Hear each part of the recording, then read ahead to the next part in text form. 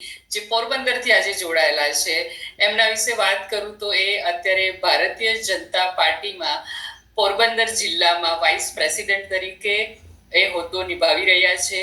એ હાલમાં કોર્ટની અંદર જે ડિવોર્સ કેસીસ ચાલતા હોય તેમાં સમાધાન કરાવવાની એક કલમ છે, તે કલમ અંતર્ગત ત્યાં આગળ એ સમાધાન કરાવી રહ્યા છે. એક પોસ્ટ પર છે કે જ્યાં આગળ એમને કપલને મળવાનું હોય છે અને એ સમાધાન જે પહેલા એક પ્રોસેસ છે એને ફોલો કરવાની હોય છે. તો તેની અંદર નિમિષાબેન બેસે છે અને એ સમાધાનનું કાર્ય કરે છે. એની સાથે સાથે એમનું એક ચેરિટેબલ ટ્રસ્ટ ચાલે છે, જે ટ્રસ્ટ અંતર્ગત એ મહિલાઓ અને બાળકોની મદદ કરી રહ્યા છે. એક્ઝેક્ટલી એ કઈ રીતે બધું કરી રહ્યા છે એમના મોઢે આપણે એમની સ્ટોરી સાંભળીશું ત્યારે ડિટેલમાં ખ્યાલ આવશે.